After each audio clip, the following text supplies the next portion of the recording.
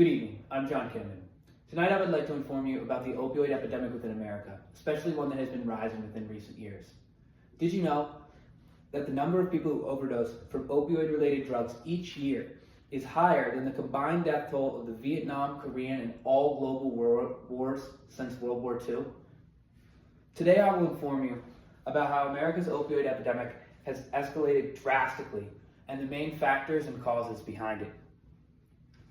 We will use credible resources and institutions such as the National Library of Health, Harvard University, the CDC, and others to show this dramatic rise and the effects it's having on our entire society. As someone who's done extensive research on this topic, I've reviewed leading public health experts, their opinions, the statistics, and seen with my own eyes what's been happening with the crisis in our own country. I think it's first important to understand what opioids are. That way we can get a proper understanding of how they can have such a great and drastic negative effect. It's really taken a toll on a lot of lower income communities who kind of are swayed into these ways, whether from a number of factors, and a lot of the times it is from outside sources that are influencing potential users.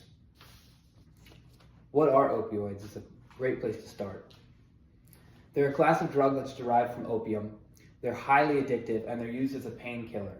So they're prescribed for all different kinds of ailments. Sometimes even people who don't need them are prescribed these drugs. Common types and commonly heard of types are fentanyl, oxycodone, and OxyContin. While the initial use of the drug may stem from a prescription, legal use, a doctor, what's actually turns out is that legal use turns into illegal use when the legal drug runs out. The drug is so strong and designed to be so strong that when that drug is no longer accessible, it alters the brain chemistry in a certain way to make certain people become addicted to that substance. The effects of opioid use are not something that is short-lived. They are not something that is easily overcomable. On the short term, euphoria, drowsiness, nausea, low respiration, low heart rate, headache, passing out. In the long term, heart failure, liver damage, kidney damage, brain damage, and of course, death. The National Library of Medicine stated that 2.7 million people in the United States have opioid use disorder, and that was only in 2021. Those numbers have been reported to be rising. Now I think it's important to examine the companies that made these drugs, because when you think of drugs, a lot of the times you can think about street drugs, illegal drugs, but it's important to know that these drugs are made by companies, by scientists, and many of which had good intentions. It's not meant to say that they weren't set out with good intentions. However, it seemed that a lot of the times this specific drug, these opioids, have been making the problem worse. Pharmaceutical companies play a major role in this, along with the doctors prescribing these specific drugs. While it has been starting to try and be cracked down on since 2016 with the release of such documentaries and things like that, there were many doctors who were getting their own benefits for prescribing a certain amount of drugs, almost like a quota. That was creating them to unnecessarily prescribe these drugs, which was pretty much, it didn't matter what the risk was for the user. Potential death, potential addiction, which would lead to ruining their lives. Pharmaceutical companies aggressively market these opioids too.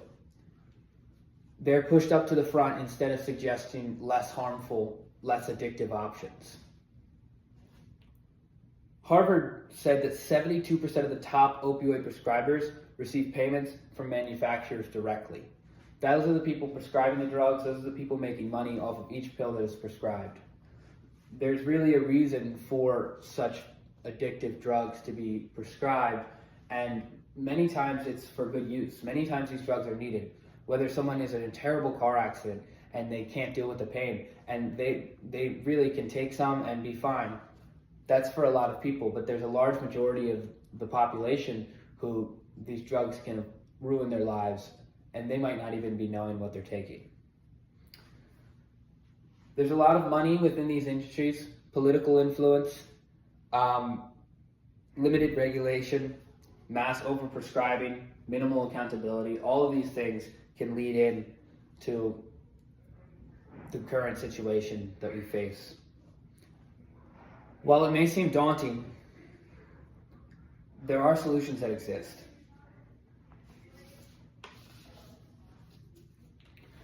Enforcing prescription limits and having strong government regulation is something that can dramatically begin to curb this problem. Education campaigns, awareness in schools, all of these things are very important because it's a lot of the times missed how negative and effective pharmaceutical opioids can be. Addiction should also be treated as a health crisis and as a disease. A lot of the times we're seeing addiction criminalized and looked down upon and treated as a stigma, when we should really be looking at it as a way to heal and help those individuals who are falling to that wayside. We need to build recovery programs, offer community outreach, and encourage our leaders to take a real stand with this issue. The NIDA even states that treatment yields much better results and is overall cheaper than incarceration of any kind for addicted individuals. It's important that government creates oversight. It's important that the government keeps a strong eye on this and realizes that this is a serious problem.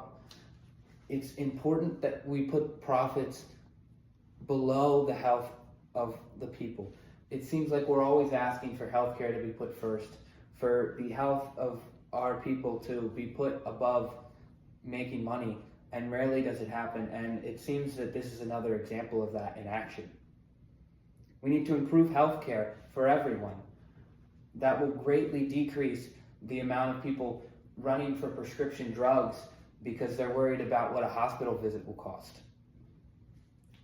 Now imagine a nation where change like this can exist. Imagine a nation where there aren't so many individuals addicted to a synthetic, man-made drug. Imagine a future where overdose deaths are dramatically decreased. Imagine a future where people are aware of the problem and can therefore take a step to solve it. Healthcare system prioritizes recovery instead of punishment.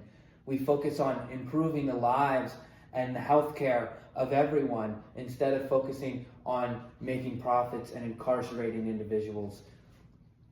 It's been proven that incarceration only negatively impacts addiction, and opioid users have fallen into a repeated pattern of this crisis. Communities free of social and economic burden is the beginning route to what can begin to solve this problem.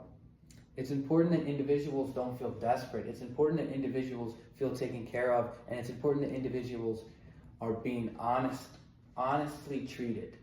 It's very important that individuals are getting treated with the best thing that's for them. It's so important to understand the chemistry of addiction, and opioid is such a strong and addictive drug. It's very deadly, and it's so important that we understand the power of addiction, the power of these drugs, and the impact that they're having. It's important for all of us to advocate, to call upon our leaders, to put regulations on prescription drugs, to ensure that doctors are working to provide the best possible health care, and that's what's important, nothing else. Not the cost of the insurance, not the cost of this or that. It's important that individuals have access to the things that they need to be healthy. That's just the start to beginning to curb this problem. We need to demand accountability from those responsible, from those who started this and continue to let it happen for their own personal gain, whether it be financial or anything else.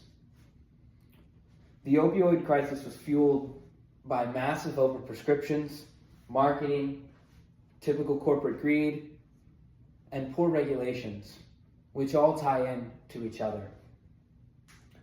Understanding what opioids are, why they're so addictive, and how this problem began to arise and got to where we're at today is fundamental to beginning to seek any kind of change. We can no longer afford to ignore the toll that these opioids, these addictive substances, these drugs, the drug addiction epidemic is taking. Our brothers, our sisters, our mothers, our fathers. I know many people from my town, including many people in my family, who have fallen victim to these drugs.